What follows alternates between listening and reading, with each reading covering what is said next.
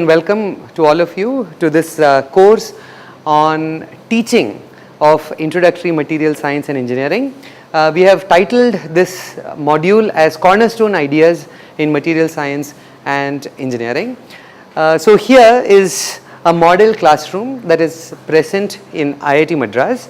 As you can see, when we look around, this is an environment that is created in order to enable interaction among students. It is well lit, as you can see. It was also very deliberately done by design. The acoustics is well, you can look around. This also was done by design by virtue of a project that was conducted here in Teaching Learning Center. You will also find that there are computers that are aligned along two aisles on both sides.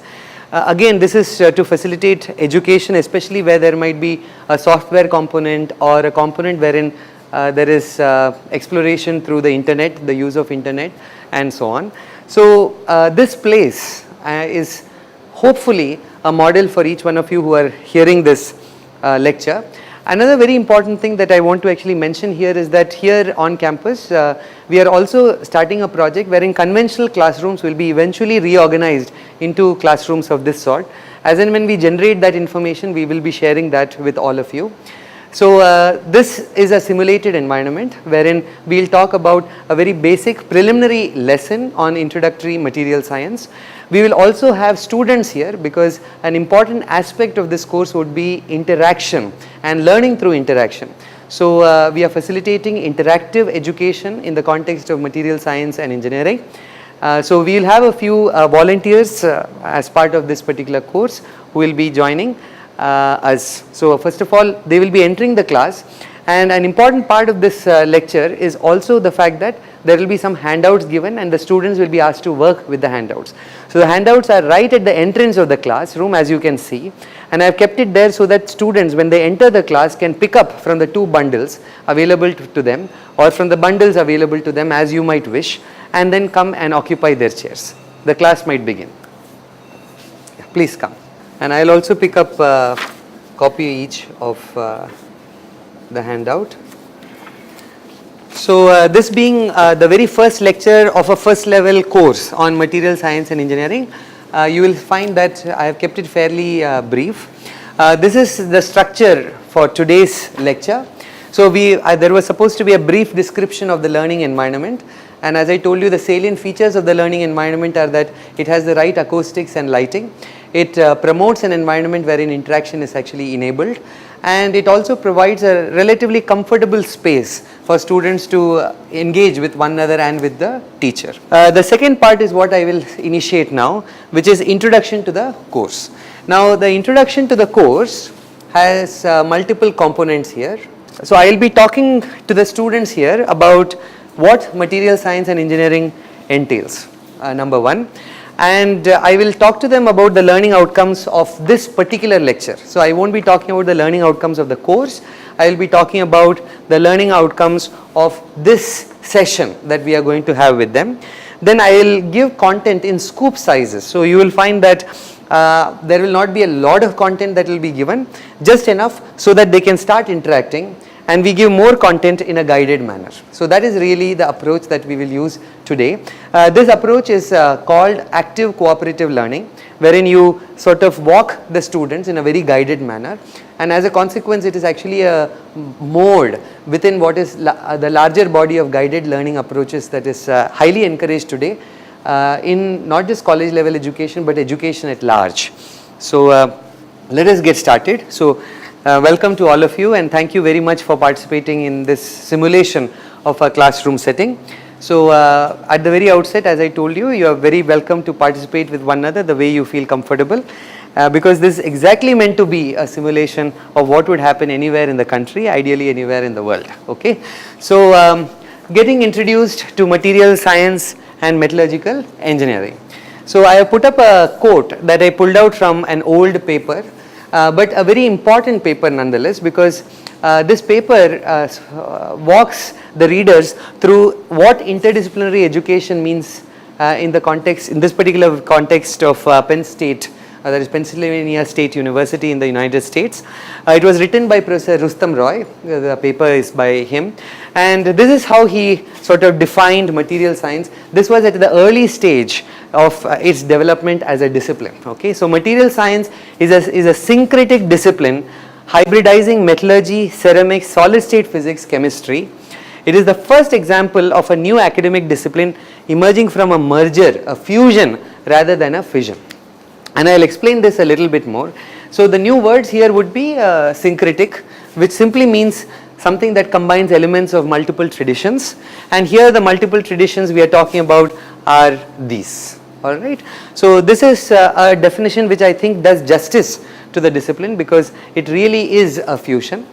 So I'll get you started with some content. Alright, I'll get you started with some content. So the content is the following, that is the intellectual origins of material science and engineering as we understand it today. I would date it back to the 17th century. Alright, so though material science and engineering as a discipline did not exist then, it certainly has its roots from the kind of activity that was initiated in the 17th century. So that is why I said that its history goes back to what is called as the age of reason or the age of enlightenment, which was a very important era in the history of Europe and also in the history of European philosophy. You know, at the foundations of natural philosophy as we know it was laid then. And subsequently there was this idea of liberal thinking that became very prevalent in intellectual circles, in academic circles, in university life of Europe, and they began to value both analysis as well as synthesis. Let me give you an example of analysis. Now if I take some body, some fact, and if I sort of tear that fact apart, I look at the bits and pieces that constitute the part, okay, that the bits and pieces that constitute the whole, that would be analysis. Synthesis is combining one fact from another, okay. So that era actually enabled people to value both synthesis as well as analysis. And I'll tell you, this seems quite different from sort of the conventional introduction to material science, but I think this helps you appreciate the current philosophy of material science. So there is both analysis and synthesis, and both of it became very important in the context of the thinking within material science and engineering. Out came natural philosophy, which was defined as a systematic study of nature, and here nature included everything, which includes society, alright, society at large. And thereafter what happened was the sciences took birth. Natural philosophy gave birth to science as we know. Okay, so this is what, so it gave birth to science, which in turn bifurcated into chemistry, physics, biology, and so on and so on. But then eventually engineering came about, and this was a relatively recent introduction into the tradition of science, and there were syncretic processes that led to convergence again. So there was convergence through natural philosophy, divergence and bifurcation resulting in the creation of these various sciences, but then interaction between the sciences which gave rise to new disciplines, one of which is material science. And in fact material science, at least some historians of science assume or believe is actually the first example of such a convergent discipline, although today we have a large number of other convergent disciplines like chemical physics, biological engineering, biomedical engineering, electrophysiology, and so on and so on. So there is no shortage of such examples today. So by and large all of this came about because we in science and engineering believe that there is unity in the facts and figures that we come together, that we bring together. There is a belief that these facts and figures essentially tie together in a very consistent, coherent manner. Okay, so eventually in the 1940s there were departments of material science and engineering that were created primarily in science and engineering institutions, and eventually out came the birth of material science and engineering as we know it today. All right, so today materials engineering is an area with tremendous activity. It is very empirical, that means a large fraction of activity is experimental, though increasingly computational activity is important. The global attention it receives today is primarily because of the fact that many bottlenecks in many other disciplines very often can be tracked back to a material science bottleneck. So which is one of the reasons why it has become so important globally. Now at this point I will stop because I have given you my scoop, which is the content scoop. Now we will sort of run the students through an activity. Alright. So this is called guided inquiry. All right. So I will give you hints on a need basis to respond to these questions. To the teachers hearing this, please note that these questions should be at a level that will engage the student. These questions should be such that the student feels like participating in the class, and it should be sufficiently challenging but not excessively challenging. If it is sufficiently challenging, they will feel like engaging in the class and talking to one another. If it is excessively challenging, they might just give up. And if it is too simple, they still might give up. So it's a good idea for us to actually think about ways in which we ask questions. All right. So here is one such question that I have created for this classroom. So based on the above description that I have created, what are the areas of material science that you can think of, or what are the disciplines that you can think of in university education or elsewhere that might have an overlap with materials engineering? You understand? So my question is, there are so many different kinds of sciences and engineering and academic disciplines out there. What are some of the examples that you can think of? And you can come up with an exhaustive list if you want.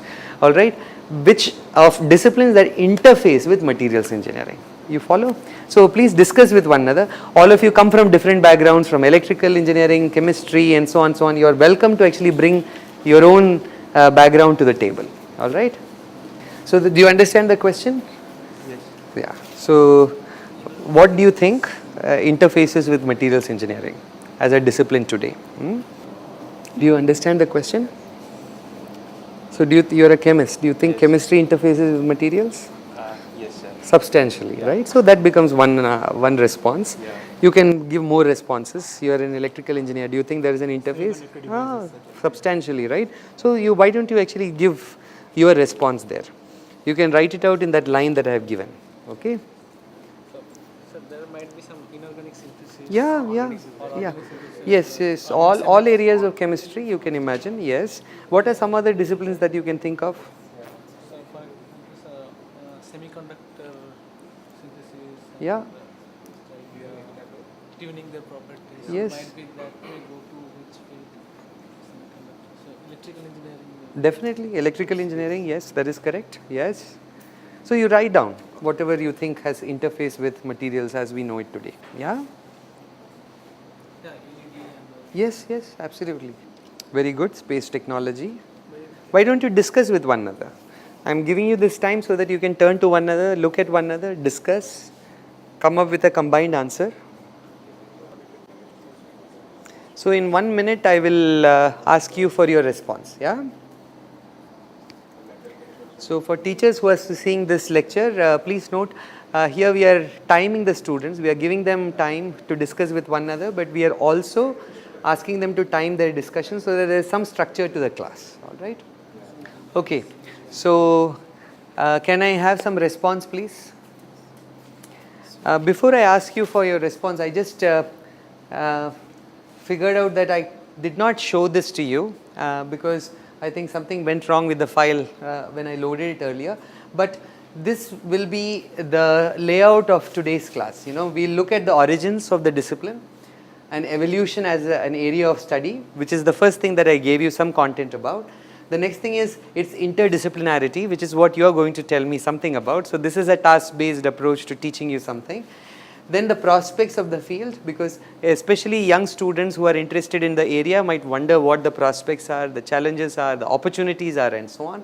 And I'll talk about something called the materials tetrahedron, which is a very foundational concept in the way in which material science operates, and then current classification of materials. Okay. So now that you know what the structure of this class is going to be, let me go to your response now.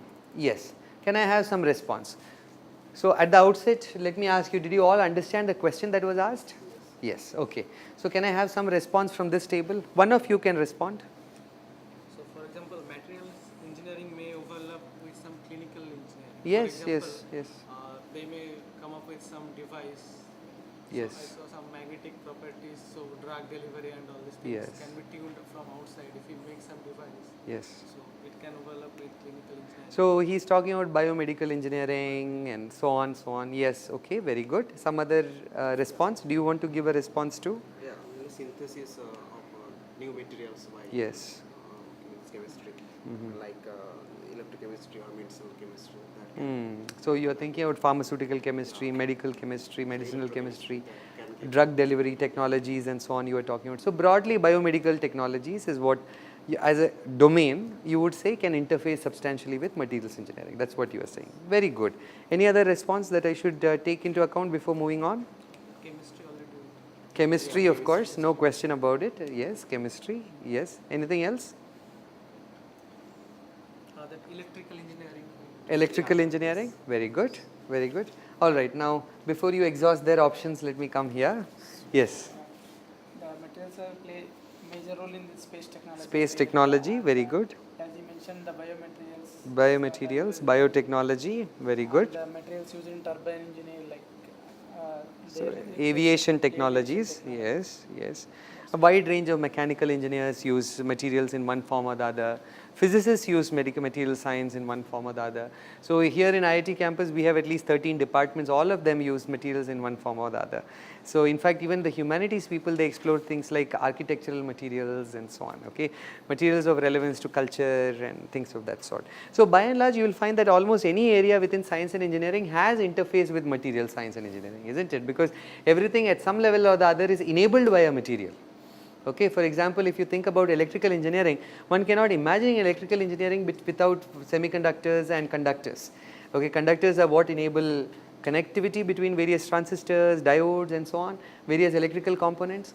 And similarly, one cannot imagine constructing things like that without having metals. Interconnects without metals is just not possible. Metals are materials, right? Similarly, one cannot think about making transistor or diode without having a semiconductor. So semiconductors are again materials. So one cannot imagine this world without silicon lying at the very foundation, isn't it? This world as we know it is the way it is primarily because of the materials that enable us to operate these devices that are around us, right? So material science and engineering as a consequence is alternatively defined as the study of the chemistry and physics of engineering materials. So this is an alternate definition that I have seen of material science and engineering, and it's a very reasonable definition, I would say, because you're not looking at just some exotic materials, you're looking at materials having technological applications. And at the same time, you're not just focusing on developing a device, you're also asking questions to do with the science of these materials, right? So very good. So let us ask the next question. Can you think about technical problems from a wide range of fields? So you just think about any field that you can think about, okay? You just come up with creative problems from a wide range of disciplines, okay? It could be textile engineering, it could be rubber technology, it doesn't matter. But come up with technical challenges, all right, from a wide range of fields wherein materials challenges still exist, or you think they still exist, one of the two. They might not exist, but you think it exists, but it doesn't matter. I just want to hear what you are thinking, okay? You may choose to be specific or general about your observations, all right? Material challenges means like what? So for example, you can say I'm textiles, all right? So there is no textile that is perfectly disinfecting, okay? There is no textile that at the moment at least, that gives you perfect freedom from your own sweat. That can be thought of as a materials challenge, right? And similar, yes, and then you can think about materials challenges to do with lighting. You could think about materials challenges to do with aircrafts. You could think about materials challenges to do with televisions. You know, it's up to you. You just identify a technology and then identify a challenge with the technology and think about where the materials bottleneck lies. You understand? Okay, yes.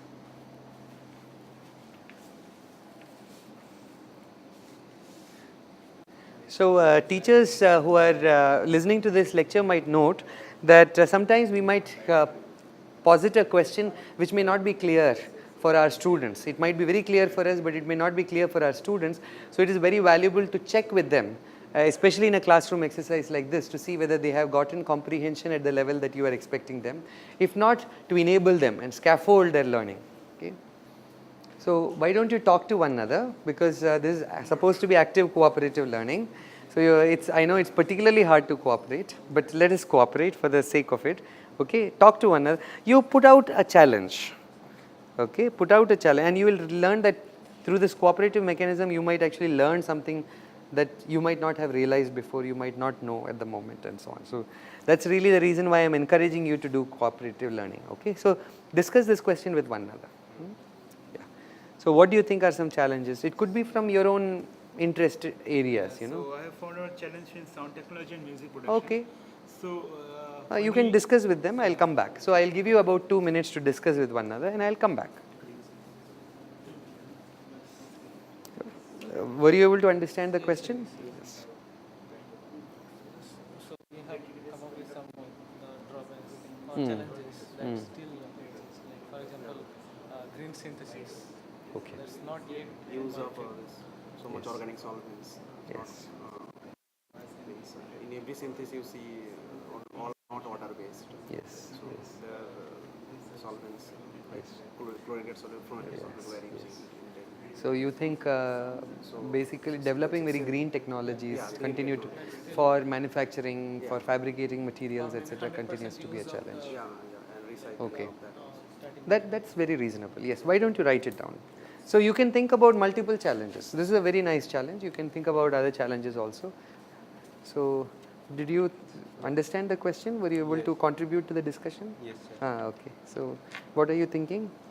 So to make a biodegradable polymer, because nowadays that polymer, the government banned the polymer which is not biodegradable. So it is a big challenge to make a biodegradable polymer that can be easily degraded. Yes. And second thing is also that CO2 reduction. So it's very interesting. Many of you are actually coming up with challenges to do with sustainability, with eco-friendliness, and energy-related challenges, and so on. Okay. Because we know that after 20 or 30 years, petrol and diesel, all these things will go out. Yeah. So we have to think of some new challenge like Yes. battery and Yes. supercomputer. I agree. I agree. And or some Yeah. fuel So you hydrogen can fuel. discuss with one another now. I'll come back. Were you able to understand the question and contribute to the discussion? Yeah? Yeah. So in about 1 minute, I'll ask you to come up with your own consolidated list.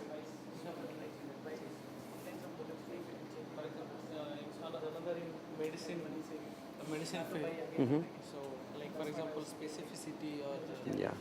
that is not yet there. I mean, Yeah. some medicine which is very Yeah. specific, but still Yeah. there are side effects. Yeah. Then drug delivery, I have already mentioned. Right. So discuss with one another, put it down on paper so that I can listen to all the inputs in one shot. Yeah. So one of the challenges I know teachers face in universities and colleges is the size of classes. Even here in IIT, we tend to have fairly large classrooms. Having 50 to 60 students is common in many of our classes. In such classroom settings also active cooperative learning can happen provided we have the right setting, number one. Number two, especially if you are supported by teaching assistants who can go around and do the kind of inquiry I am doing here to facilitate students and keep them on track. Okay.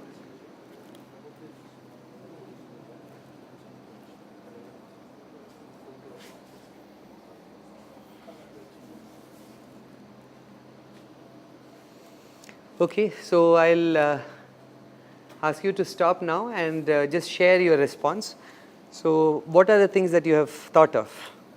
So I thought from sound technology background. From this, no, consolidate it for this table and then read it out or share with me. Okay, so you can consolidate or you can consolidate or you can decide among yourself who will share the consolidated list. Okay, same here. You can decide among the two of you who will actually read out the consolidated list.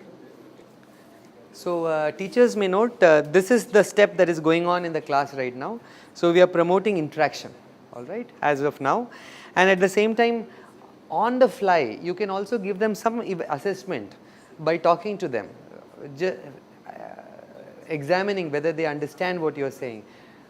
Engaging with them in some productive manner will be very helpful, because at some level it is a very soft version of formative evaluation, giving them some feedback that enables them to actually grow further. All right.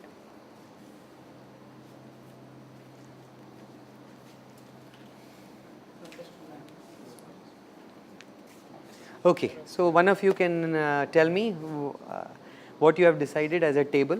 Yeah, actually one of my colleagues told that he is interested to the fiber material, nanofiber material. He make nanofiber dresses. so that we can change the color at a certain potential. Oh, So wow. if you are doing some Very interesting. So basically color on demand. yeah. Oh, wow. Okay. That's amazing. You don't need to buy new PlayStation every time. It will be long lasting for. Okay. All right. Then next. And second thing is another colleague told me that What is for music setup, for guitar you are using the wooden particle. That wooden box is there. So if you remove this wooden box with the rubber stuff, so it will be easy for carrying and Oh, okay. so that we can save the fuel. So basically low density materials that are more transportable, easy to transport. Very good. And this can be from the music industry, but it could be from other places too, right? It could be in aviation technology and so on. In many of these places, automobiles of course, because if you are reducing the chassis weight of the automobile, clearly the mileage that you get would be higher and so on. Very good.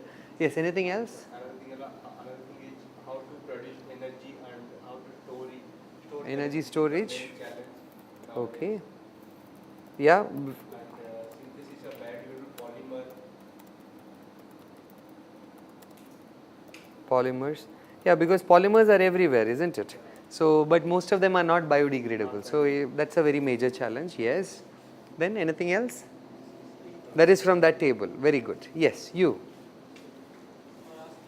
Lack of green synthesis. Green manufacturing, I'll call it synthesis, fabrication. Correct? Did I understand what you're saying correctly? Yes. Next. Specificity of in medicine, that is not. Yes. You know, enhancing specificity of drugs using improved drug delivery systems. Do I understand you correctly? Yes. Next. So that dust cleaning. For example, if you can Take some super hydrophobic materials. materials which can clean dust. Yeah. So environmental pollution. Okay. So basically, you want to have dust-free surfaces. Okay. Very nice. All right. Anything else that you thought of? Some other ideas that you might have? Okay. So what you have shown me is that you already realize that there are many open challenges. Okay, as far as materials technology is concerned, as far as materials science and engineering is concerned, correct? There are many challenges out there that are waiting to be solved, that are waiting to be addressed. So clearly all of us have very good prospects in this particular area. You know, it's certainly a very rich interdisciplinary territory, fertile with problems, and as a consequence quite fertile a playing field for people who are upcoming engineers and scientists and so on, right. So this was one of the things I wanted to tell you today, which was the prospects of materials. You know, as far as aspiring motivated student is concerned, material science offers a wide range of open problems, challenges, opportunities that are both creative and analytic, all right. So that's one thing that I wanted to talk about. Okay, another question before I move on to the next content part. So this is another question to facilitate interaction among you. So this is something called the materials tetrahedron, and I have taken it from the already open source Wikipedia source, all right. So here this particular tetrahedron tells you how the enterprise of material science and engineering operates.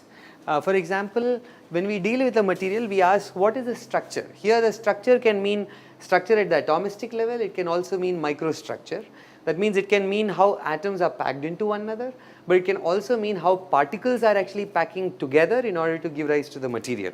So there is structure, there is processing, wherein you take the material, you ask how is it to be deployed, how do I modify it in order to actually achieve a certain property and so on. And clearly properties are very critical for eventual deployment in an application or a technology. Finally, it is not sufficient to actually modify the property. It should be sustainable. It should be a robust system. So performance also becomes very critical. All right. All of these things are characterized, and hence characterization is at the very heart of this materials tetrahedron. It's at the very centroid of this materials tetrahedron. Okay. So here is the question: how would this way of thinking about material science and engineering help you develop a project?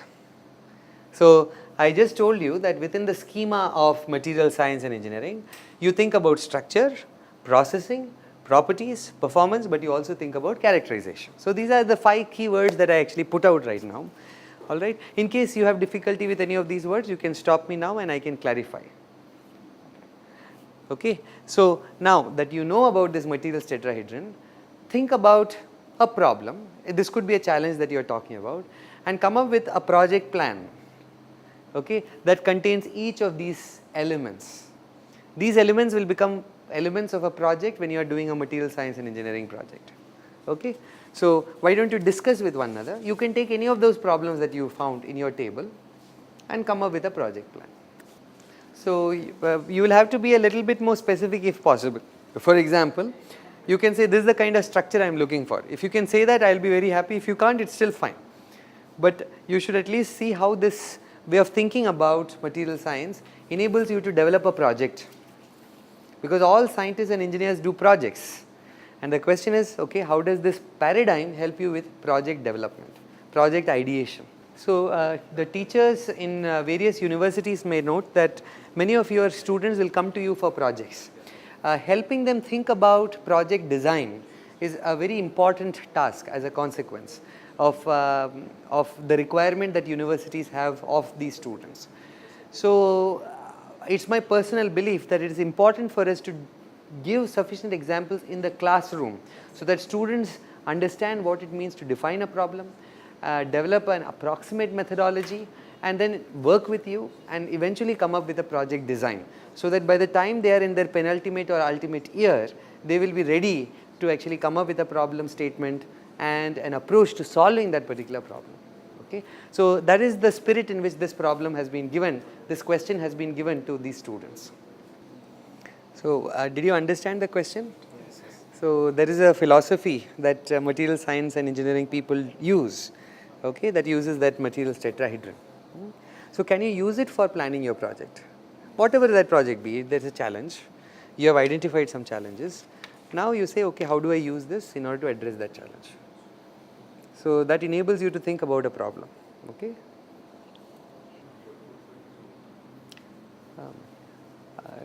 Teachers seeing this video may also notice one very important thing. I am using this time that students are have been using for interactions to also prepare for the subsequent discussions.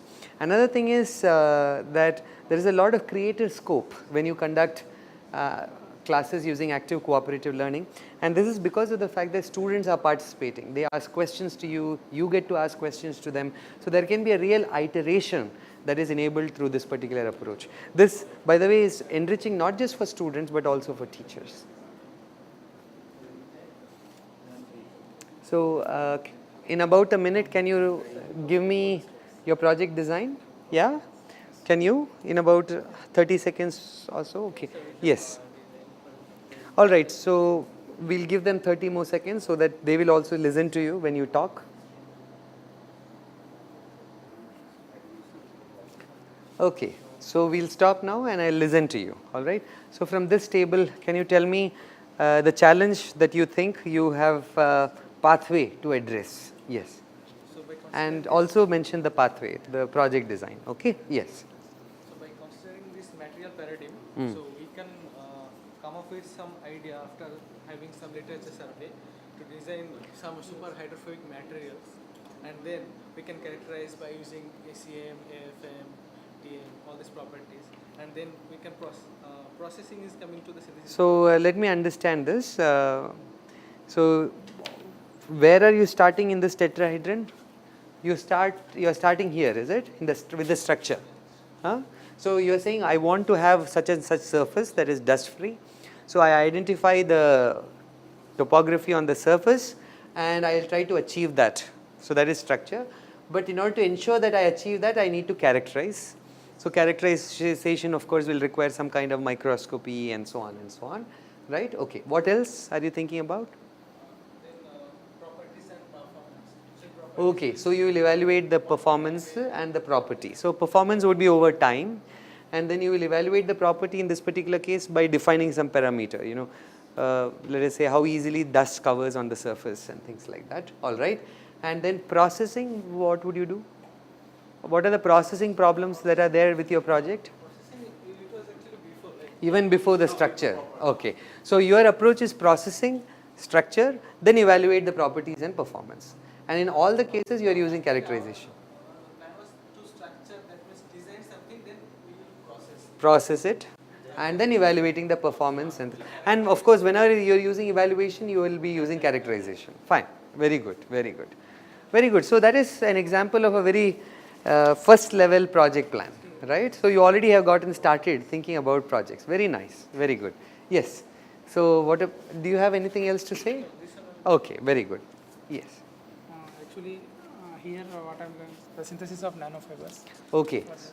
So you want to synthesize very tiny fibers, very thin, slender fibers, all right? And then characterize to see the properties. Okay, so map it to the tetrahedron. Can you map it to the tetrahedron? Where will you get started? Processing. So seems like even you will be starting with processing. So you will identify a technology using which you can make polymer fibers that are very thin. And then you will study its structure. Of course, studying it would require characterization. And then you will evaluate its properties. What properties do you want to evaluate? That will become important, no? Yes. Very good. Okay, you want to study the electrical properties of these. Interesting. All right. So you want to study the electrical properties and then you will study how the electrical properties change or degrade over time and so on, right? And in each of these cases, of course, characterization is at the very heart. Here you may have to use microscopy, but here you may have to use electrical instruments, right? An impedance analyzer or some Kelvin probes and this and that you might need to use, correct? So by and large, you have seen how this materials tetrahedron is helpful in designing a project. Okay, you have a challenge, then you say, okay, I need to start with, let us say, a certain family of materials. That seems a reasonable bet to begin with. And then I more or less come up with a tentative structure, think about ways to process and get that to that structure, and then evaluate the properties and performance, and evaluation is characterization. So when you have these elements to a project, you have a project. You have come up with a first level draft. Got it? So I hope this actually helps the teachers also who are paying attention to this lecture. Very often students might come up with a scatter of ideas. You know, in this particular case you saw that they had the right set of ideas but they needed help with organizing it, and that is where your experience will be very helpful. So it is very important to think of this as an iterative activity. Interactive learning here is not just interaction among the students, but it also involves your interaction with the students as much as possible. So all right, with this we will enter into essentially the last leg of this lecture, which is materials categories. That means classification of materials, all right. So can one of you read out what I have written here? Can you see this from there? Yeah, can you read out? There is no one way to classify materials. Yes. Some classifications take into account atomic order, some other utilize specific properties or uses varying materials are employed. Yeah. So what I mean here is that there is no one single known classification of materials. Materials are divided into very many different categories, all right. So that is what I started out with. And then I said you can take into account either their ordering down to its atomistic order, or you can choose a set of properties based on which you could classify materials, all right. So an example for that it would be this. So if you consider atomistic ordering, then you could divide materials into crystalline and non-crystalline. So crystalline objects are those objects wherein atoms are perfectly periodically arranged. So one way to think about it is, all of you have used a graph paper, right? All of you, and graph paper actually has precisely shaped squares. At the corner of each of those squares, if you actually put an atom, you would have a square lattice. All right, so clearly those atoms would be periodically placed. All right, so that would be an example of a crystalline object. Then there are large number of non-crystalline objects. For example, wood is a non-crystalline object, glasses are non-crystalline, and so on and so on. You could also choose to classify them on the basis of some chemical composition. This is a mistake here. So for example, you could divide it on the basis of composition into metals, ceramics, glasses, polymers, composites, and so on. So this is based on composition. Then you could divide it into some categories that are emerging categories. For example, materials that are not atomistically ordered, okay, but that might be ordered over different length scales. These materials are called metamaterials and so on. Biomaterials, now that basically means these materials have a biological function. Energy materials, that means they have a function either in energy storage or energy production. And then aviation materials, which means they find use in aviation industry. So here I have considered the use and purpose of the material to classify the material. Here based on the generation it belongs to, here based on the composition, and here based on the atomistic ordering. So based on the criteria you choose, you end up with a classification that is critical. Okay. Now how does this correlate with the practice of material science and engineering? All right. So the way it correlates with the practice is the following. All right. The factors that determine when you choose a material, all right, the factors that determine the structure of a material are the following. That's what it actually. So do you want to read this? So when you choose a material, okay, how the material gets ordered, all right, is determined by the constituents and hence the nature of bonding in this particular material. Now there is a reason why I brought this out. The reason why I brought this out is because this determines more or less the cornerstone ideas of material science. What are the constituent elements and how do they come together, and what are the emergent properties? So it connects to some very important concepts in bonding, crystallography, thermodynamics, and kinetics. Because bonding is involved, definitely there is chemistry involved. Knowledge of bonding is critical to understanding materials. Knowledge of crystallography is very driven by geometric parameters, geometric criteria. So here geometry plays an important role. Thermodynamics and kinetics are areas that you are aware of. So by and large, if you look at these domains, these are domains that are establishing the foundation of materials thinking, the practice of materials. Thermodynamics, kinetics, bonding theories, crystallography, and so on. So this will more or less be the stance from where we actually offer this MOOC course, because we understand that materials educators will have to teach these things. Okay, and as a consequence we will have pedagogical lectures on each of those as well, but as a consequence of this project. All right. So at this point I will again ask some questions to students, and with that we will more or less conclude today's class. Okay. So the next question I would encourage you to think about is, look around, choose any one material, anything around you, absolutely anything, all right. Classify it using some of the categories I have given before. You could classify it as a metal, semiconductor, glass, whatever, okay. And so think about this, and I will also ask you to work on this problem. So both problems together in those teams. Based on the nature of material you have chosen, how would you shape it? So this is a processing problem. So I choose a material, I will have to classify the material, and then I will have to say how I will shape the material. So this is a processing problem. Okay. So I am given a block of something, how will I transform that block so that it becomes something of use? All right. So think about these two coupled problems. These are coupled problems. So the first step is choose a material, classify it. The second step is find out ways in which it can be modified. And if you want, you can use here the internet for that. You can open your cell phone. You can actually look for information. If it's plastic, how is plastic casted? how is plastic formed, etc. It's up to you. You are welcome to actually explore. Okay, the information that is accessible to you, a button click away. All right. Yes. Do you understand the question? So we have found out on material that is glass. That is a non-crystalline material. It's a non-crystalline material. Very good. So we can, for shaping it, I think. How did you know that it's non-crystalline? You learnt it in plus it's a 2 or super so. cool liquid. Highly viscous liquid. So there is no order. So liquids don't have order, while solids can have an order. So glasses you claim are super cool liquids as a consequence. Correct. But now think about ways to shape it.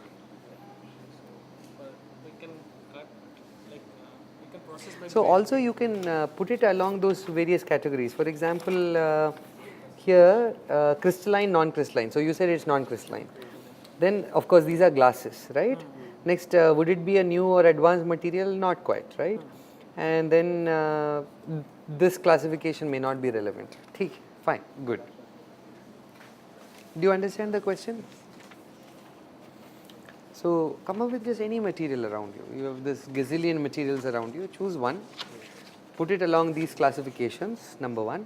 Number two, think about ways to shape it. Give a proper shape to it. You can also choose an end application. It's up to you.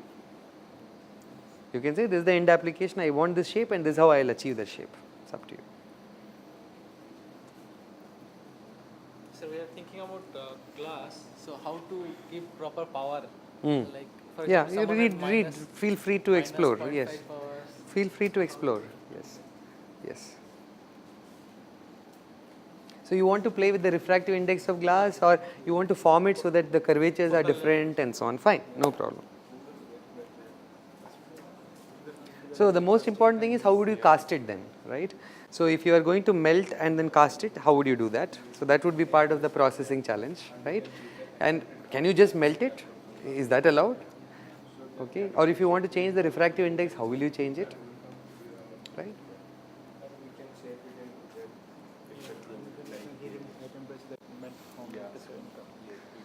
So have you started thinking? Yes. Suppose whatever waste metal is available now around the year, so we can make. No, choose one material to make life simple for yourself. Okay, you want to work with waste material. So that is this whole mind-boggling composite of very many different things. Okay, so you cannot even classify it easily. All right. That's fine. Okay, what do you want to do with that? So we will convert into activity charcoal.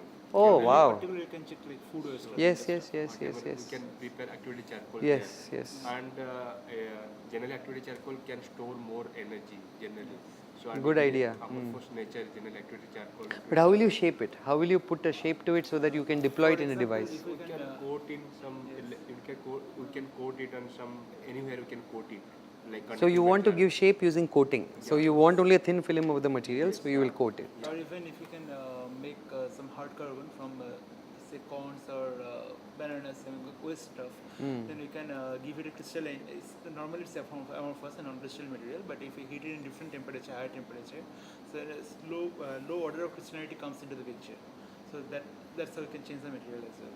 So you want to play with the crystallinity in the material using what? Using temperature. Using various temperatures at which you will make Yes, and that has also activated carbon. huge application, for example, in sodium and batteries. Okay. And also capacitors, you can use that. But how do you plan to deploy this? Again, just by coating?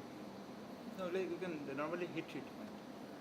No. You are making this carbon. How are you going to actually coat it? You are making this carbon. It has to be in the form of some electrode or whatever you want. Directly you can prepare a hydrogel.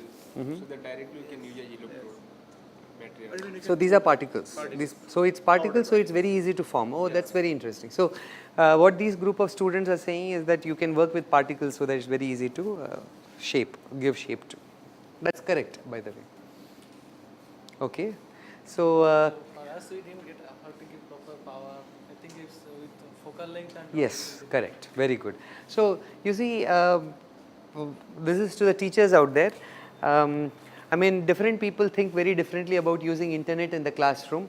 I feel it might be reasonable to use it as an information tool especially when you are giving an open-ended problem or even a problem that is sufficiently closed-ended, but you are getting them to interact and knowledge share. You might not be available there then and there when they need you, but if they can have access to this information and utilize it to further their discussion, that would be very relevant.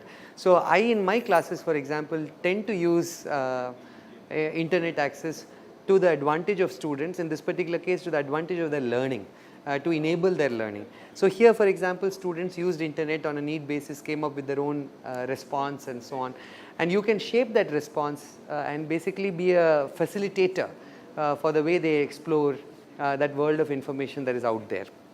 All right, so let me come back to the class now. So shall we have your response, please? So this table, can you give your response? You can give your response now. So the material, classification, and how will you deploy it in an application?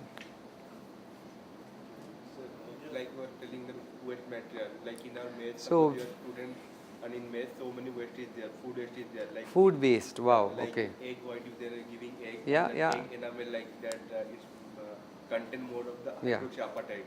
So we are throwing like that. So we can treat like chemical treatment or some treatment we have to do that one, so that you can make some chemical and means hydroxyapatite chemical, and it may be useful some different applications that we have to study it, which application it will be helpful, and some other type of waste like. No, but you told some ideas based on food waste, because most food waste is organic. If you carbonize it, you can get carbon, activated carbon essentially, and you could use it for some applications and so on. That's interesting. Yes, yes. And how would you deploy it? If it is powdery, as you pointed out, it's very easy to cast it, correct? You could, if you want a surface to be coated with that powder, you can coat it very easily. Very good, very good. So let me just write down your response.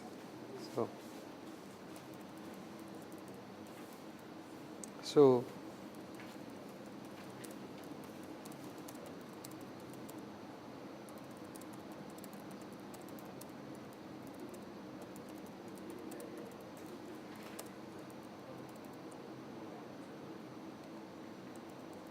by the way, many of these ideas are already out there in literature, so you can, for those of you who are on campus, you can actually access Scopus or Google or whatever and then look for literature that might sort of, in some sense, validate some of your ideas. Many of these things that you are told are ideas that are by and large already out there, but it doesn't mean that it's all beaten to death. You know, that's not true.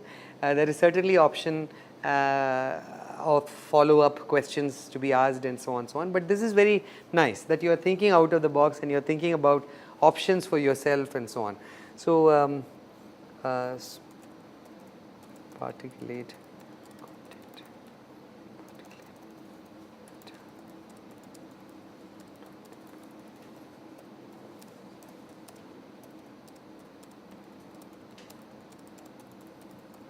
Input. So I am just writing down pointers you gave me. All right. Next, yes. So we have found out glass. Okay, so glass.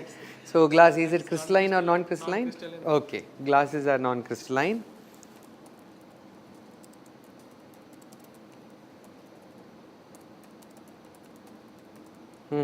Keep going. So while processing, we can add some, or we can dope with some organic dye which can absorb UV light. So that But most of your dyes will not survive those temperatures because glasses are melted.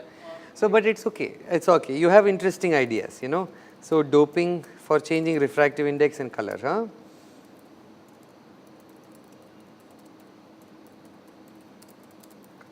All right. Anything else?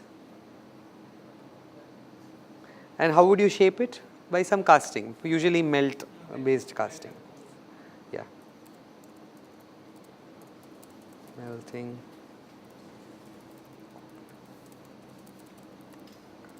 And of course, if it's a glass that you're going to use for optical purposes, it has to be perfectly polished and so on. So all that will go into the processing part, okay?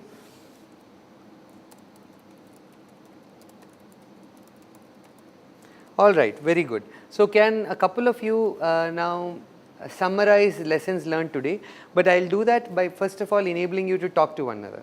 So what is it that you learned today? Okay, you can make notes, and one of you can actually say what this table learned today. And same here. So I'll give you 1 or 2 minutes, and then with your summary this class comes to an end.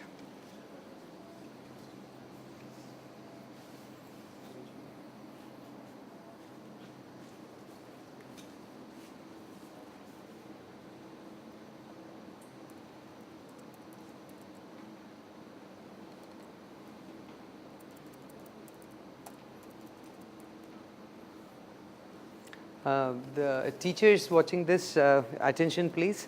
You will notice that I am not summarizing it formally. I am sort of asking the students to summarize it for us, and this is actually an effective approach because they go back to their notes, they look through what they have made, what they have created, what they have written, and then eventually collectively they come up with a consolidated set of messages that they have received through the lecture. That tends to be a much more efficient way of jogging their memory than us giving a very concise and precise set of summary that is prepared by us.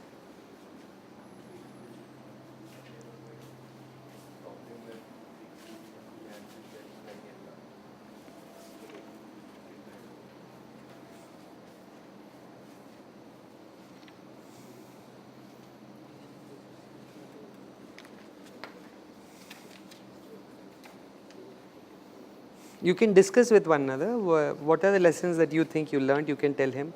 What are the lessons you think you learned? You can tell it to others, and so on. Yeah? You are discussing with one another, no? Good.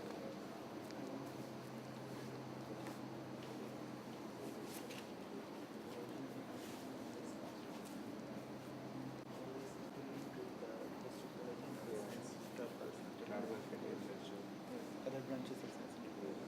Then we have learned how to use this.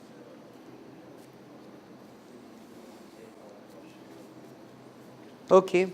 So, do you need 1 more minute? You are done? You need some more time? So, you please nominate one person from your table who will give all the inputs from that table. So, between the two of you, you can decide who will tell me what you think is a reasonable summary to this class. Okay? Okay.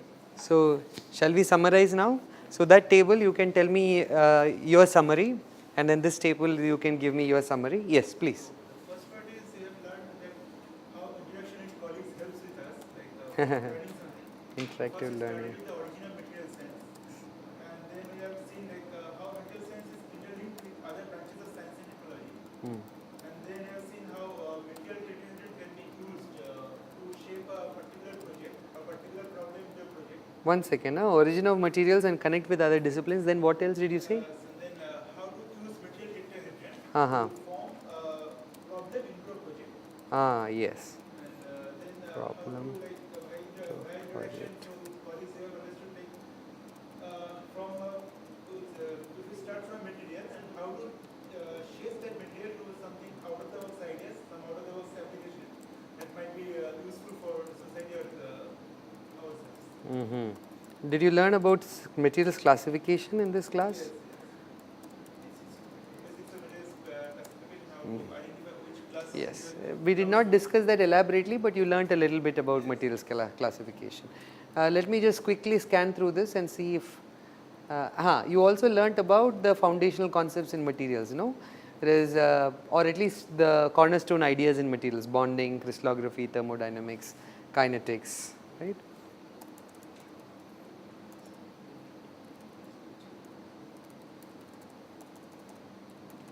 Ideas.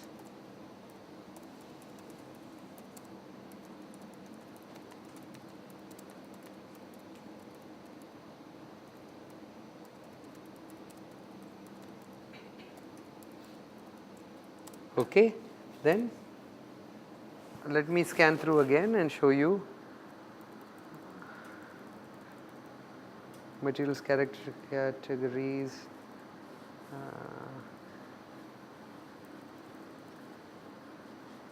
You saw a little bit about history, origins, definition of material science as a discipline. Yeah, I think that's also important.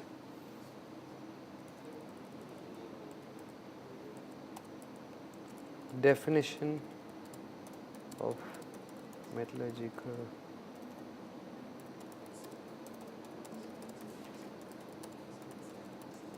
All right. So, do you have something to add? What else? Yes. History of science, which gave birth to material science. So, so a little bit of history of science. History of science in connection with material science. Okay. Yes.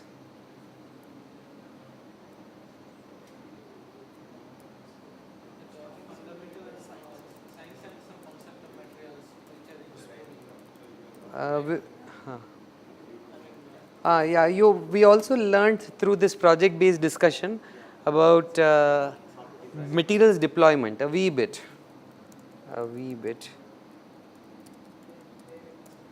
about deployment of materials. So, you realize that you just can't deploy it as is, you need to process it in a very specific manner to deploy it, alright. Very good. So, I think that was Like interactive learning is helpful. We have to add that for research, collaborative research is helpful. Yes. We have to learn because we are designing some problems. Yes. We get by discussing. Yes, good. So, you found ways to engage with one another even outside of the class through this. Oh, wonderful. Good. All right. So, with this, we come to the end of this first session on introductory material science and engineering. Thank you.